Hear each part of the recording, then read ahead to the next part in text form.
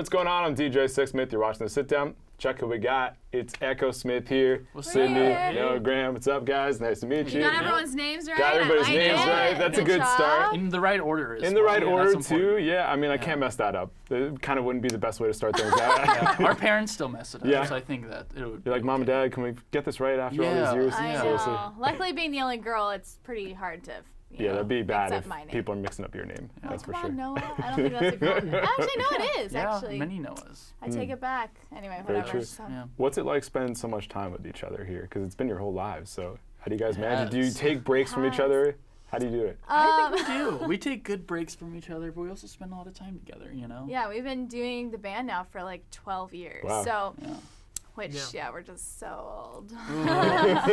I'm only 22, so you crack into your 20s, you're like, wow. Yeah, it's been a while. Time. So we've been doing it for a while, which helps because you just sort of, you get used to it and you adjust, and then you find things that you like to do by yourself and things you like to do together, and you just, I don't know, kind of have a balance of all of it, because we definitely will get super annoyed by each other, Sure, get it's sick natural. of each other because we're together so much, but generally we're all very, I don't know, we just like hanging out anyway, and we still hang out when we're at home, and, we have off days or whatever. Sure. We'll still sometimes meet up for dinner or whatever. I think it helps that we like each other. I'd say so. So, Noah, why don't you take me back to when this whole thing started? Like, what are some memories do you remember when you guys were like, all right, we're going to do this thing? Like, we have some musical talent. What do you remember specifically? Yeah, well, we all individually, we didn't have talent, but we were. Had something going. Yeah, we all picked up our instruments individually long before we ever actually really played together. So what did you pick up? Bass was my first thing. I was 6 years old. Which is very rare. Yeah. A lot of people pick up I was a guitar loser and who they're picked like, up bass, you know? No. The smart thing about picking up the bass was that no one else plays it when There you go, kids. yeah. You can What- be the best bass player. What were you guys picking up? I was playing drums, like playing Pots and pans. Pots and pans?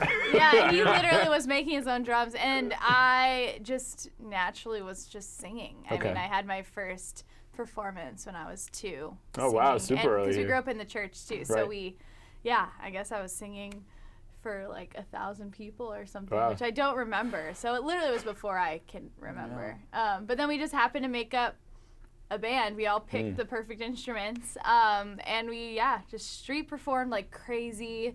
There's a place called 3rd Street Promenade in Santa Monica in LA, where there's a lot of street performers, and we were doing that like every day, at least 5 days a week for a couple summers, playing at farmers markets, literally anywhere that would allow us to play. Spending all our money on gas. It was quite the time. Yeah, but then we would make some money from tips, and we're like, we can get dinner, free dinner. So we were really excited about that. What was like an average day of tips for you guys?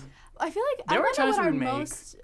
I think there was one day we made like $400. Wow. It was actually pretty impressive. That's a big deal, yeah. Because like when you're little kids playing a band, like people like that. Yeah. And there it's like filled with people from all around the world. So they're seeing these like American kids, like 5 or 6 to like 12 years old. Band. It wasn't acoustic. It was full on. Wow. Yeah, we got in a lot of trouble all noise the time because complaints. Graham was so loud on drums. Oh, yeah. For sure. Yeah, people were like, Graham, can you stop playing the drums? Yeah, it was just too loud in Santa Monica. Yeah, it was very loud. But we just made it work, and we just like turned it down a little. Then when they walked away, we would Crank it back up. Yeah. Up to 11. It was pretty awesome. Yeah. So when did you guys start playing your own stuff? Like I imagine you're playing other people's stuff at first. When do you guys start doing your own thing? I mean, pretty early on we started writing. I mean, we grew up in a household that was very musical. Their dad being a songwriter and a producer and stuff. So we kind of like knew that creating music would always be like a big focus of what we would do. So I remember writing like early on we were writing our own songs. Like Breathe and Breathe Out was a song we wrote. It was like the first song. Yeah, I we think had a song wrote called together. iPod, and it was right when the iPod came out. Oh, so man. that tells you how old this band is. The iPod.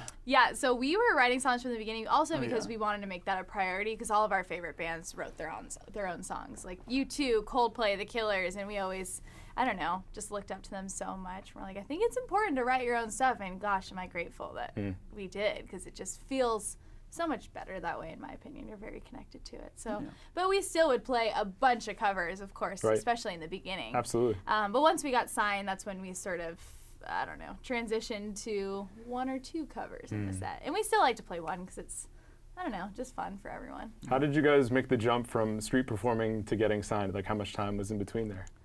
A lot. Well, I guess I was 9 when we started the band. Okay. And then how old was I when we got signed? I think 15. So it's like a 6-year journey before people are banging on your door being like, we want to sign you guys. Yeah. Which we almost got signed a bunch of times, actually. And we would have like these celebratory dinners. We're like, we're getting signed. We would tell the waiters. We would tell the waiters like, yeah, we would get something not on the dollar menu. And we wouldn't share kids' menus. Yeah. So we would like treat ourselves, probably from street performing money. And then it didn't work out a couple times, and of course that sucked. But then finally, Warner was super excited, and we were really stoked. So it was nice to actually sign a contract. We had to leave math class. Yeah, it was geometry, I think. With Mr. Ladner. Yeah, they're like, hey, come to the office. I was like, shoot, I probably got detention for being late again. And I probably got detention because you made me late again. It's like, no, you're gonna have a life-changing contract that's in the office. We're like, that's pretty cool. It was pretty awesome. And then we ended up leaving school pretty soon after and just homeschooling. So. Right. So when do you guys feel like you started to resonate with people? Like you get signed, and then when are you starting to cut through with your music and people are talking about it? It took a long time, honestly. Like we spent a lot of time writing when we first got signed. I think the regime that was at the label at that time was really helpful with that. I mean, they kind of gave us a lot of space to be able to create and write and try a lot of things. And that was when we really kind of discovered ourselves. I mean, it took us a long time to write the record that we ended up putting out as our first record. You know, Cool Kids took a really long time. Like how long are we talking? I mean, that took several months. And that wasn't written until lyrics and stuff. And that wasn't written until probably like a year and a half, 2 years after we got signed, probably. Year and a half about. So like everything, it kind of took a while, and we were given that space, which is honestly like pretty hard to find. Yeah, totally. They wanted to develop us and let us figure out who we were. But then Warped Tour 2013 is that was a big one. That was our guys, first full-length tour. Yeah. Besides that, we had just done one-offs and stuff with Owl City, which was really cool. But yeah, that was when we were like, whoa, we get to play for all sorts of people, because they could just be walking by and be like, oh, I like this. So then people stop. And a lot of those fans are still coming to shows now where they're like, I just was walking past you at Warped Tour. So that was the first time we really started to resonate with people, I think. And then halfway through is when it really started to feel different, and people were singing Cool Kids really on their own, because he was only playing on a couple college stations. And I remember taking a video and sending it to Rob Cavallo, who signed us, and I was like, they're singing our song. It's not a cover. And where was that? Where'd you take the video? I'd have to look, because I started taking it a couple times after, because it just kept happening, but I feel like it was Denver. Yeah, I remember that being the first place I noticed someone singing. Okay. And back then, because the song took a long time to develop. It wasn't until like 2014, 2015 that like people really knew it. So even then, like having like two people sing a song in one city, you're like, what? What? It was like a strange experience. Yeah, it's strange. How is that possible? Yeah, it was awesome. That's really cool. Graham, what about you? When you think about the journey, what sticks out to you the most? I mean, from 2013 to where you guys are. Going to Europe and playing so many awesome shows there. We did a lot of cool festivals there. Where'd you guys go in Europe? Oh my gosh. We went there so many. We've probably been there like 15 to 20 times really now, because we did 7 times just in 1 year. What are some of the favorite spots you've hit? Germany. Yeah, we played some great festivals there. And there were cool Christmas markets. That was fun. Oh, yeah. The Christmas markets they have. Yeah, and of course the UK is awesome and always great shows. Amsterdam was amazing, because that was really big, actually. So there is a lot of really cool places we got to go in Europe. A lot. But yeah, it's hard to remember. But we did a lot of really cool festivals, and there's so much free food and really cool backstage areas where they're just giving out a bunch of free stuff. Like in Japan, they had free sushi and acupuncture and massages. And I was like, this is so cool. I never had tried it, but I tried it that day. You did? Yeah. Wow. You gotta live it up at that point. I'll try why it. Not, whatever. Right? We love free stuff. Still, it's never gonna go away. I don't care how old or how successful we get. We're gonna be stoked about free You're here stuff for it. forever. I like it. Yeah. So I feel like Cool Kids resonates with a lot of different people for a number of different reasons. When you guys are writing that, is it part personal experience? Is it what you guys are seeing? Because like even with your music now, it's like kind of looking at what this generation is like. So how do you guys go about writing the song and putting that message out there? I think we always start from the standpoint of like, what have we gone through? What have we experienced? And what have like the people in our worlds, our communities, what have we seen in that? And I think Cool Kids capture that really well. I mean, we were basically all in high school at that time when we wrote that song. And in our own individual ways, we went through that experience of feeling like you don't fit in, you're left out, you want to be like these other kinds of people. Right? Yeah, it's like, and I think every single person, the coolest person, whatever, or the less popular person, like everyone feels that way. all the time, and it's incredibly common. And that's like something we still carry on in our music. And I think, as you're saying, like Lonely Generation now, that song kind of feels like our statement just for like what we've been feeling. Because we aren't like preaching in that song. We're not saying like, you suck, or like, kids nowadays, pointing the finger. It's like, we're a part of that. We're in this generation, and we don't know what we're doing. We're still trying to figure out how to figure out the dynamic of social media and life and community and what all these different things mean together. Because it's not, none of it has an easy answer. No, it's not cut and dry. Yeah, it's like every single like social issue, every single issue in life, like you have to take really slowly, and you have to deal with it as though it's nuanced, and treat it carefully. That's important. Definitely. How about Over My Head? That was obviously another big one for you guys. Yeah, that one was fun too, because it was sort of a different energy in that song, where it was more relational, because we write all sorts of songs, whether it's, we love writing love songs, of course, because I love love. Whether it's mine or someone else, I'm like, it's so just great. a hopeless romantic. Totally, yeah. Like if I see someone else get engaged, I'm crying too. It's just great. So yeah, we'll write love songs, and things about relationships that maybe feel really hard or confusing or difficult. And then we also have songs about just how we're feeling about life, like Cool Kids and Lonely Generation, for example. But with Over My Head, that was definitely more relational and kind of just, it could be a professional relationship or a romantic one, or even just a friendship or family, whatever. It can relate to so much, because there's so much miscommunication out there, no matter what. So I think it's really important to talk about that, and to, it's just sort of how we're, feeling about all sorts of things. And sometimes you just keep missing each other, and it's really hard to sort of connect when you see things differently, or you don't really want to. You need everyone to kind of work together to, be in good communication, which is what we've learned as a band. And in my personal relationship, communication is so key. So it's sort of talking about that disconnect there, and how that can be really frustrating sometimes. Oh, absolutely. Yeah, and it was just like a fun song too, that is a fun one to sing live and get everyone to sing. So yeah. Totally. So I think it's cool you guys can do your own stuff, and then all of a sudden I'm going through Spotify, and I got For King and Country, Timbaland, Echosmith, all together on God Only Knows. So what was that like? That one was really cool, and very unexpected. How did it go down?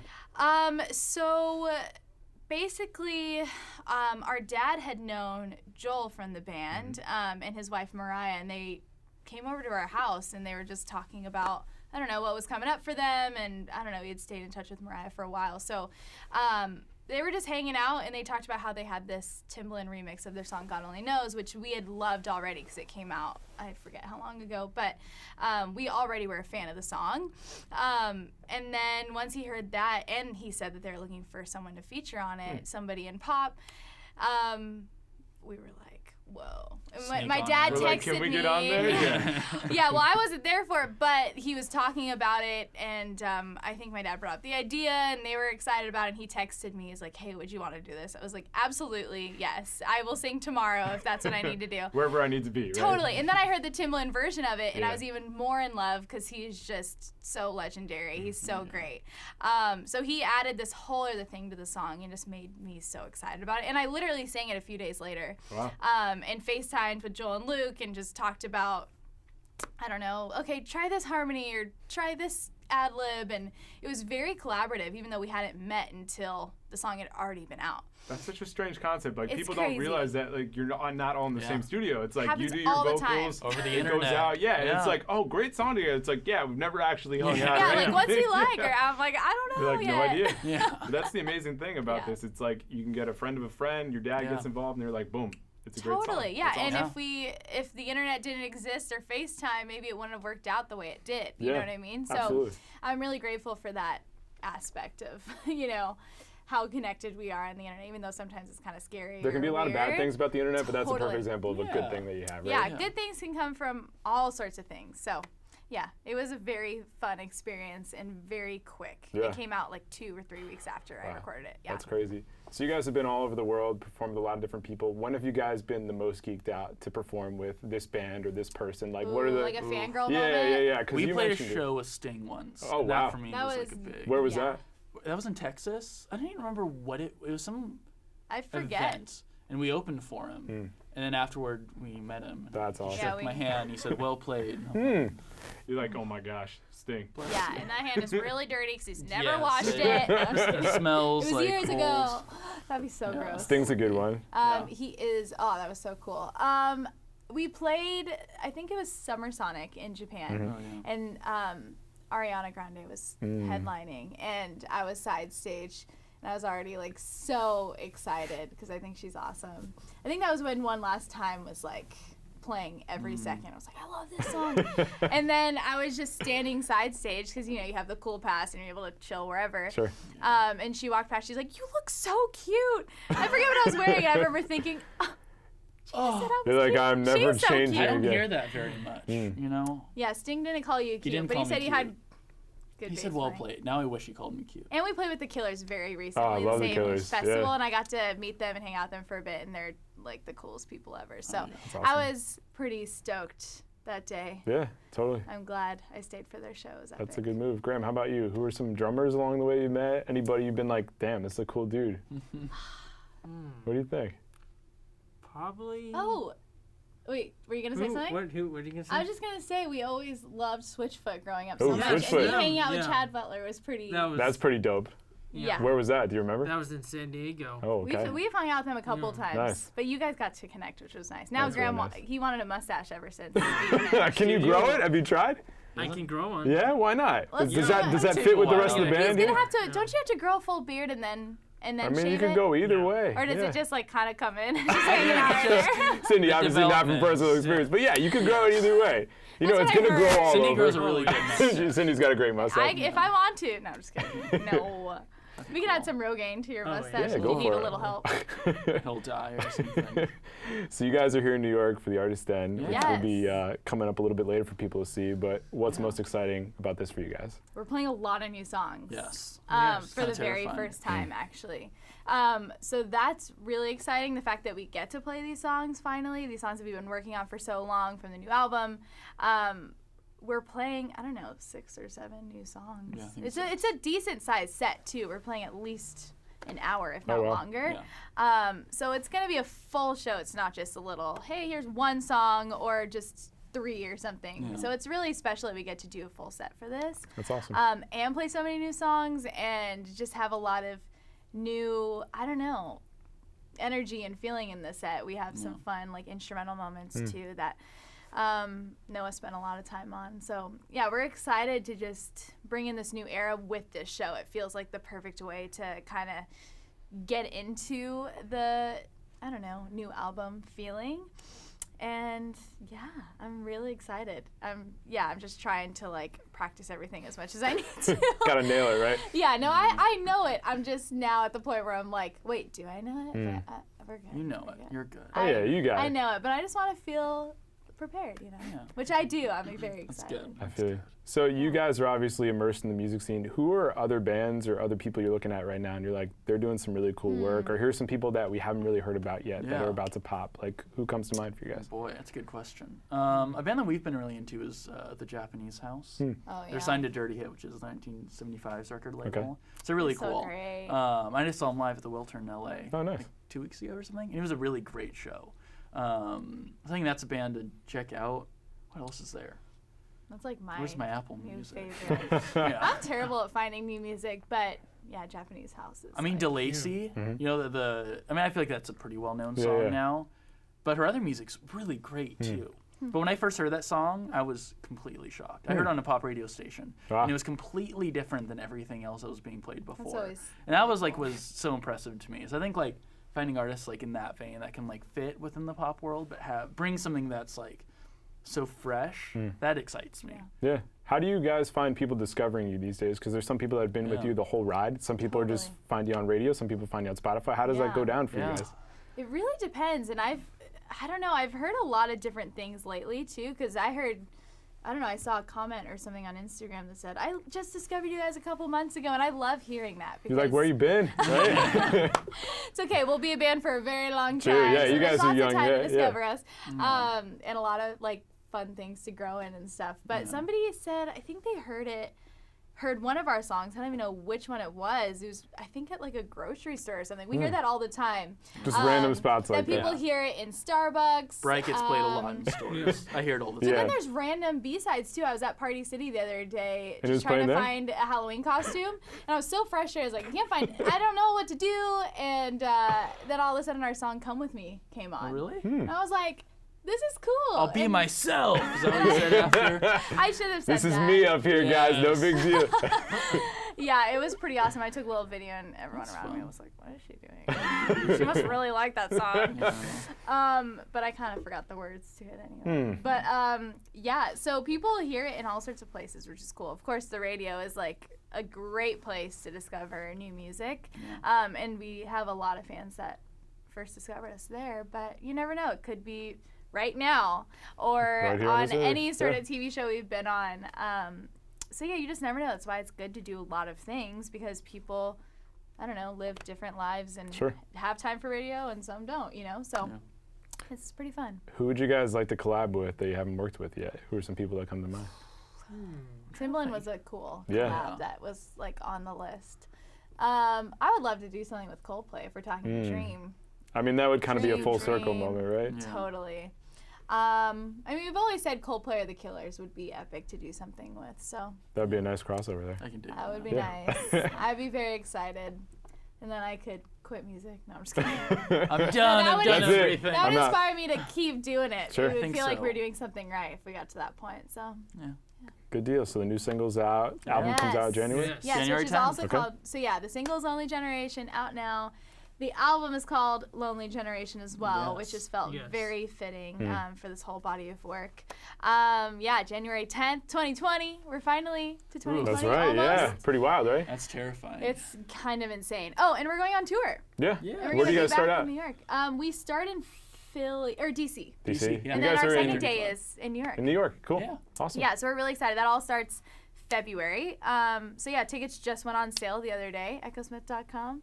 And we also put on a music video for Lonely Generation the other day as well. We're just pumping it. It was out. a big Tuesday for us. We did everything that day. Yeah. And we also announced that we did 12 music videos, period. We did a video for every song on the album. Wow, is that rare for albums today still? Like, are they still coming out with... Beyonce does it. Beyonce is out there beyond that, I think. You're like, if Beyonce's doing it, we gotta do it. We can do it, kind of. We really just love the idea, because it's, I mean, you can do 1, 2, or 3 like super crazy videos, or you can do 12 super crazy videos and just have so much fun, because we were doing 2 or 3 videos in one day that were totally different looks, whether it was a Western or an 80s style workout video or something. Like, I feel like those were in the same day, so it was the most insane long days. Our director, Danny Drysdale, was very awesome and ambitious. We all were, and we did it in 7 days, so we're very stoked. So much is coming. I'm just excited to have people hear it and see it. Yeah, they can see it now. Absolutely. Well, guys, it's been a pleasure meeting you. Thank you so much. Thanks so much. Check out their new music. That's Echosmith. I'm DJ. See you next time here on The Sit Down.